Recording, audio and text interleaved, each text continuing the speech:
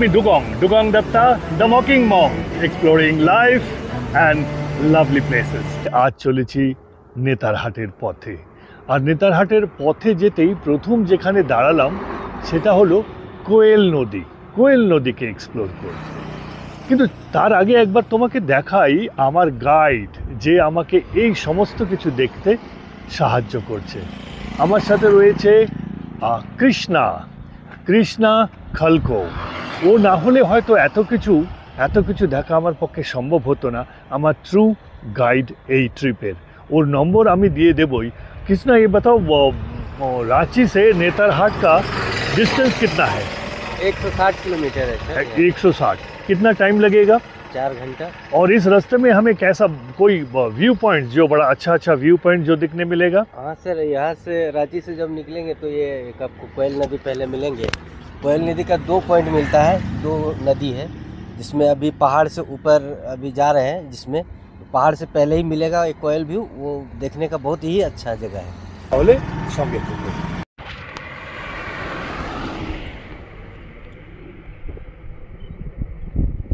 এই পথে পেলাম 7 সিস্টার পাহাড়। পরপর গুনে যাও, 1 2 3 4 5 6 and 7 সিস্টার্স। তারপরে অবশ্য রয়েছে এদিকে পাহাড়, যে দিকটা আমরা ছেড়ে এসেছি। যত এগোচ্ছি ততই যেন ল্যান্ডস্কেপটা চেঞ্জ হয়ে যাচ্ছে, আর মাঝে মাঝেই দেখতে পাচ্ছি এরকম বেশ বড় বড় পাথরের পাহাড়। আর শুধু তাই না, গাছপালাগুলোও কেমন যেন বদলে যাচ্ছে রাস্তার দুপাশে। মনে হচ্ছে এই বুঝি আমাদের নেতারহাটের পাহাড় এলো বলে। রাঁচি থেকে বেরিয়েছি সেই 9টার সময়, এখন বাজে দুপুর 12টা। আচ্ছা, বাঙালি আর কতক্ষণ চা না খেয়ে চালাতে পারবে বলো তো? তাই নেমে পড়লাম যখন আমরা উঠছি পাহাড়ে নেতারহাটের জন্য। কিন্তু সেইখানেই পেয়ে গেলাম আবার সেই কোয়েল নদীকে। এখানে কোয়েল নদী আরও সুন্দর, পাথরের মধ্যে দিয়ে যাচ্ছে। দেখাচ্ছি তোমাকে পুরোটা।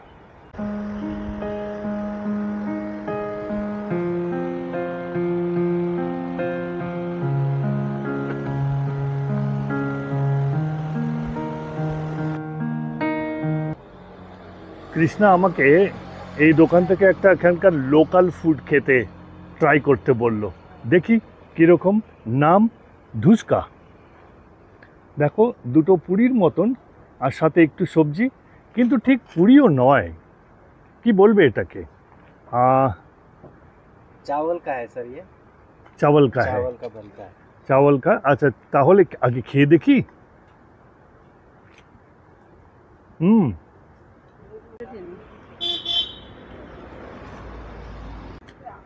চা দিয়ে তৈরি বলে নিজস্ব কোনো স্বাদ নেই, একটু নোনতাম, কিন্তু সবজি দিয়ে বেশ লাগে। মানে পুরি বা কচুরির বদলে এটা হয়তো ব্রেকফাস্টে খায় এখানকার লোকেরা। নাম ধুসকা।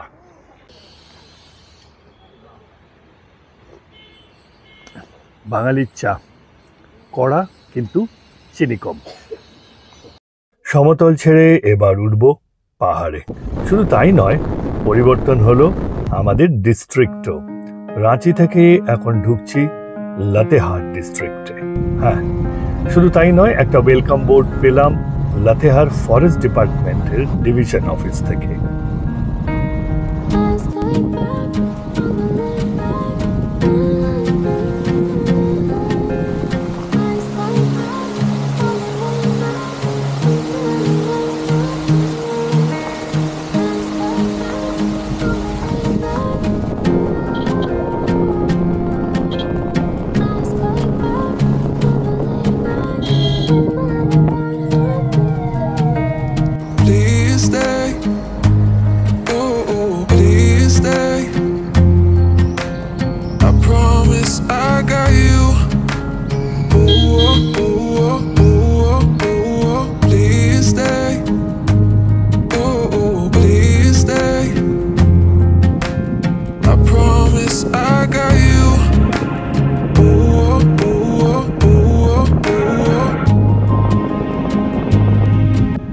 নেতারহাটের একমাত্র বাজার এবং এখানেই রয়েছে বাস স্ট্যান্ড।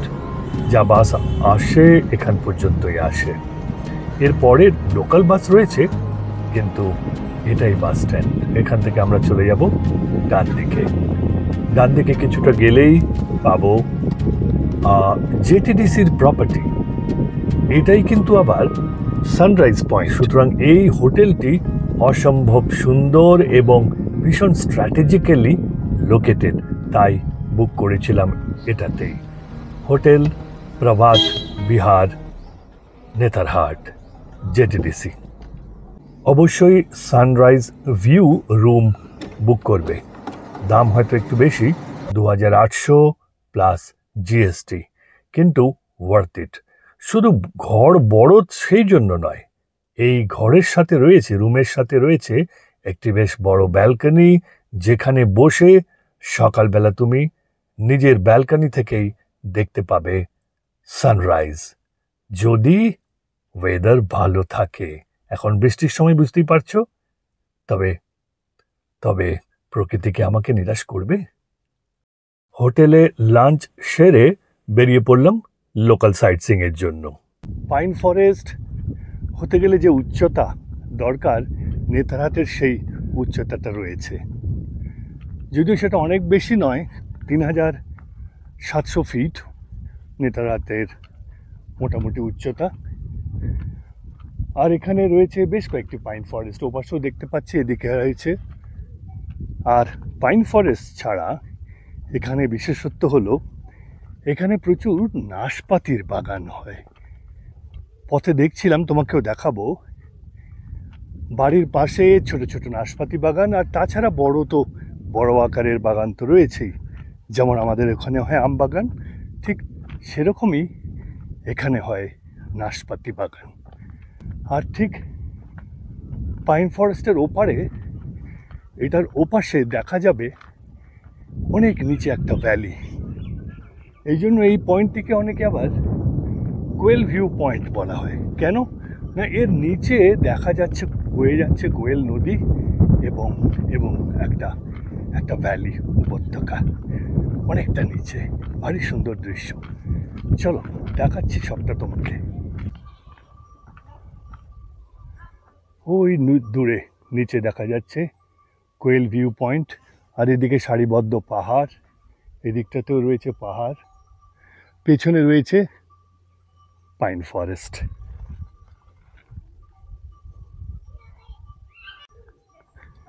পাইন ফরেস্টের তলায় এর পাতা পড়ে এমন টক্সিক তৈরি হয়ে যায় যে আর কোনো গাছপালা জন্মায় না, এমনকি ঘাসও না। এই দেখো, পেলাম একটা পাইন ফল। হ্যাঁ, শুকনো ফল। অনেকে এগুলোকে নিয়ে রং টং করে ঘর সাজায়। পাইন ফল রয়েছে আরও এরকম পাইন ফল।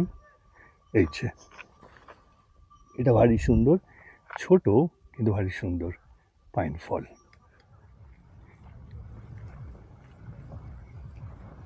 দেখো দেখো গাছে কত নাশপাতি।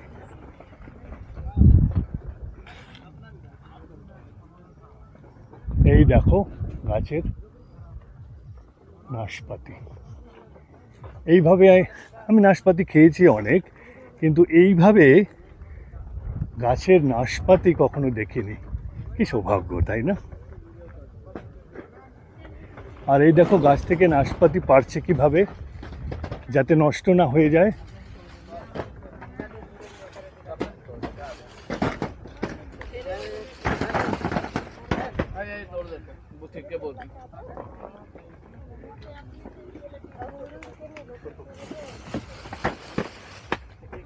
যাতে নষ্ট না হয়ে যায় সেই জন্য এইভাবে তলায় ধরে উপর থেকে গাছ ঝুলে পড়েছে নাশপাতিতে।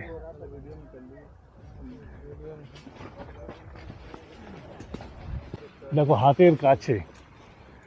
হাতের কাছে রয়েছে নাশপাতি, এবং সেখান থেকে দেখে বুঝে তুমি একটা নাশপাতি, এটা পাখি ট্রাই করেছে, তার মানে এটা খুব টেস্টি।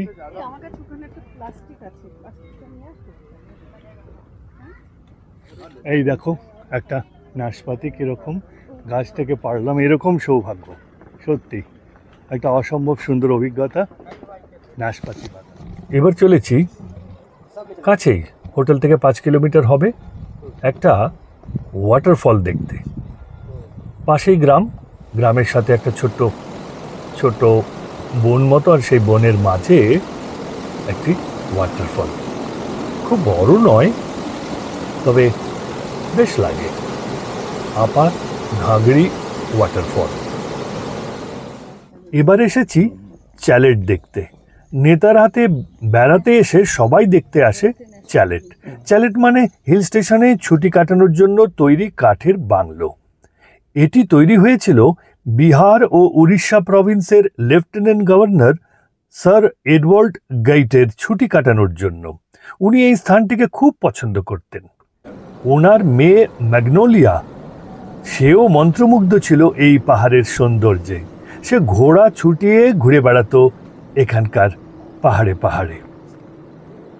ঘুরতে ঘুরতে একদিন বাঁশির সুরের টানে পৌঁছয় এক পাহাড়ের কোলে।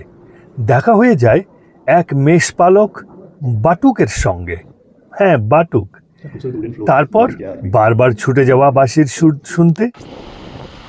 অবশেষে প্রেম, ম্যাগনোলিয়া ও বাটুকের প্রেম। খবর পেয়ে এডওয়ার্ড সাহেব প্রচণ্ড রেগে গেলেন, বাটুককে মেরে ফেললেন। হ্যাঁ, তার সান্ত্রীকে দিয়ে বাটুককে মেরে ফেলে দিলেন পাহাড়ের শেষে একটা খাদে। ব্যাপারটা জানতে পেরে ঘোড়া ছুটিয়ে চলল ম্যাগনোলিয়া। ঘোড়াসহ ঝাঁপ দিল সেই খাদেই। অমর হয়ে গেল ম্যাগনোলিয়ার ভালোবাসা। আজও এই স্থানে রয়েছে ম্যাগনোলিয়া ও বাটুকের একটি স্থাপত্য, আর এই স্থানটিকে বলা হয় ম্যাগনোলিয়া সানসেট পয়েন্ট।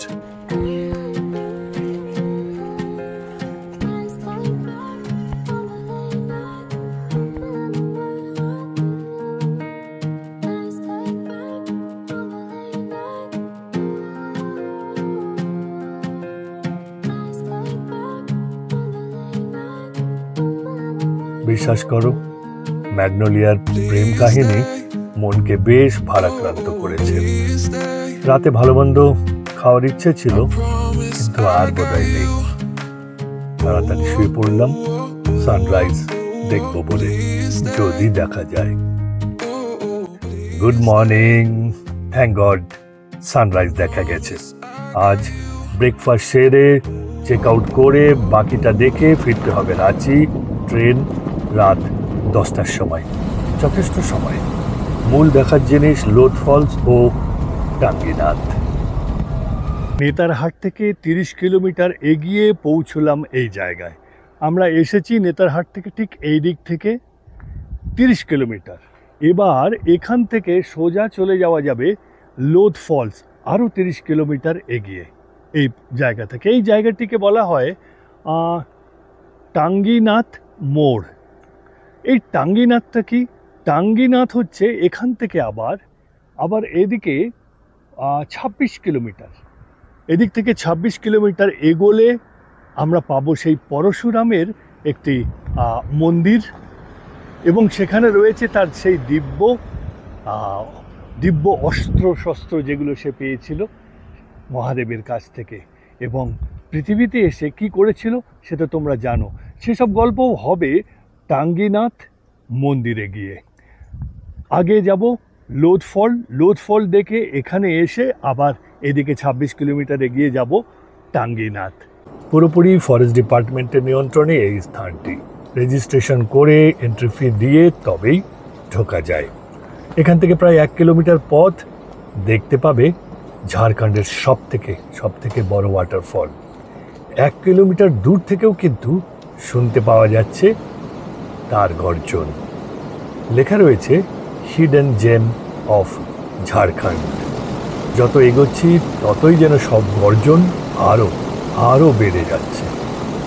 অসম্ভব কিছুর অপেক্ষায় 1 কিলোমিটার পথ কখন পেরিয়ে এলাম বুঝতেই পারলাম না, কিন্তু এখানে পৌঁছে দেখলাম কি সুন্দর ব্যবস্থা। একটা সুন্দর ব্রিজ তৈরি করে দেওয়া হয়েছে, যেখান থেকে দাঁড়িয়ে দেখা যায় সবটা সবটা। যেদিক থেকে জল পড়ছে সেদিকটাও, যেদিকে জল গড়িয়ে যাচ্ছে সেদিকটাও। ওয়াও, জাস্ট এনজয় ইট।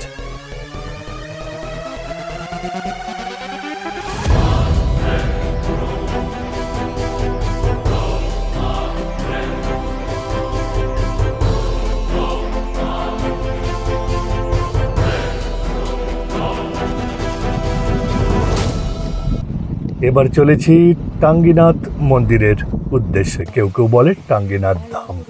এখানেও কিন্তু মন্দিরটি একটি পাহাড়ের ওপর, অনেক উঁচু না হলেও কম নয়। এই পথের পাশ দিয়ে বয়ে যাচ্ছে একটি ঝর্ণা। ভারী সুন্দর শব্দ পাচ্ছি সেই ঝর্ণার। আর একটা মনোরম পরিবেশ দিয়ে ধীরে ধীরে এগোচ্ছি ছোট ছোট স্টেপ নিয়ে, কারণ এখানকার স্টেপগুলোও কিন্তু বেশ বেশ ছোট ছোট, তাই উঠতে খুব একটা কষ্ট হচ্ছে না, বরঞ্চ এত সুন্দর পরিবেশে বেশ বেশ লাগছে। টাঙ্গিনাথ টেম্পলের উদ্দেশ্যে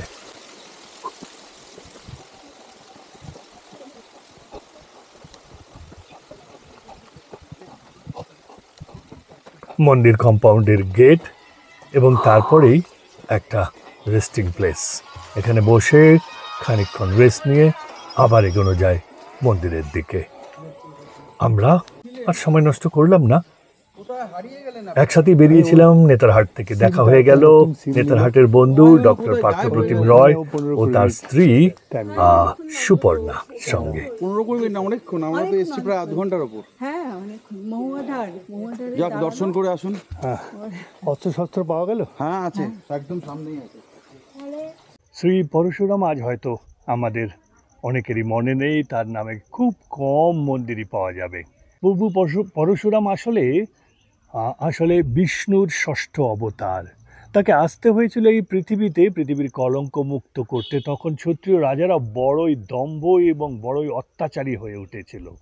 তাদের থেকে মুক্তির জন্য, এই ধরিত্রীকে পরিচ্ছন্ন করার জন্য 21 বার যুদ্ধ করেছিল সে একাই। যদিও সে ব্রাহ্মণের ঘরে জন্ম নেয়, কিন্তু তার চাল চলন এবং দম্ভ ছিল একজন ক্ষত্রিয়র মতোই। তাকে যুদ্ধের শিক্ষা দিয়েছিল স্বয়ং শিব, দিয়েছিল তাকে অস্ত্র শস্ত্র। সেই দিব্য অস্ত্র শেষ পর্যন্ত রেখে গেছে এই স্থানে, শেষবারের মতো রেখে সে এখানেই সাধনায় মগ্ন হয়ে যায়, হয়তো তারপরে ফিরে যায় স্বর্গে।